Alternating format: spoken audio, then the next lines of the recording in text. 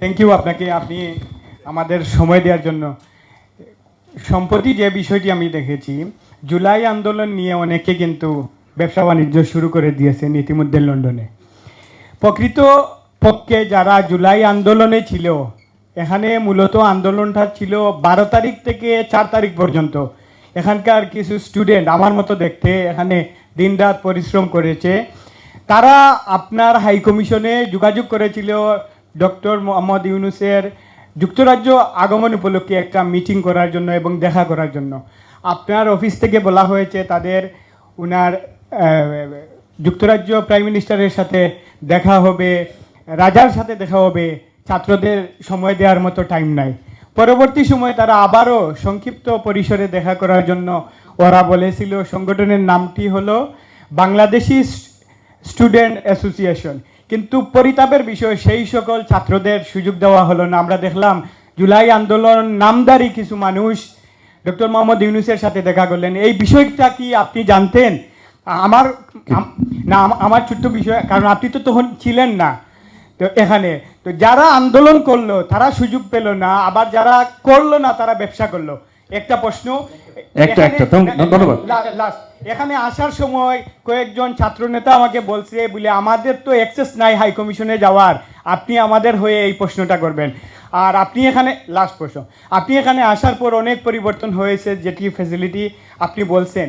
আমি জানতে চাই, আপনি সহ আমার জানা মতো প্রেস মিনিস্টার এখানে চেঞ্জ হয়েছেন 5ই আগস্টের পর থেকে, আর কয়জন কর্মকর্তা এখানে চেঞ্জ হয়েছেন এটা আমি জানতে চাই। Thank you.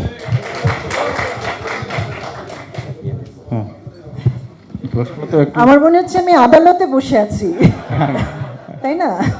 এখানে যেই ভাবে এবং যেই সুরে আমাকে প্রশ্ন করা হচ্ছে, দেখুন আমি আপনাদের প্রশ্নের উত্তর দিতেই এসছি, কিন্তু একটা জোকসের কথা বলে দিই। আমি যেমন আপনার পেশাগত দায়িত্বের প্রতি সম্মান দেখাচ্ছি, আমিও আশা করব যে আপনিও আমার পেশার প্রতি সম্মান দেখাবেন।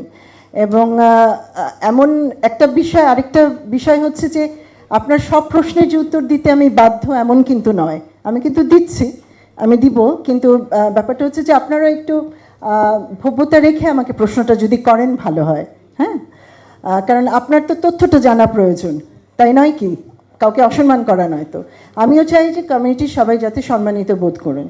আচ্ছা, তো ওনাদের দেখা করার বিষয়ে ওনাদের কিছু ছাত্র সংগঠনের সাথে দেখা হয়েছিল।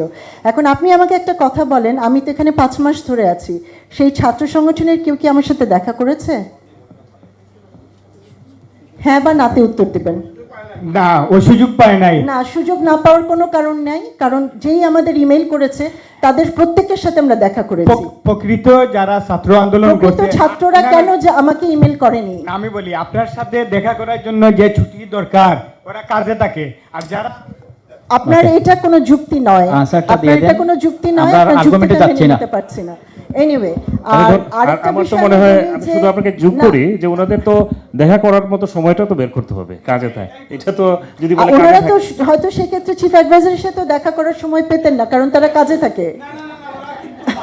আচ্ছা ফয়সাল মাহমুদ, যারা দেখা করতে পারে নাই তাদেরকে এখন ইমেইলে যোগাযোগ করার জন্য বলবেন, হাই কমিশন দেখা করবেন। হ্যাঁ, ইমেইলে যোগাযোগ করতে বলবেন, আমাদের দরজা কিন্তু খোলা এবং আমরা সবার সাথে দেখা করছি। Thank you. আচ্ছা, প্রশ্ন শেষ করেন এখানে। এই প্রশ্নের সমাধান হচ্ছে ওনাদেরকে বললেন দেখা করার জন্য।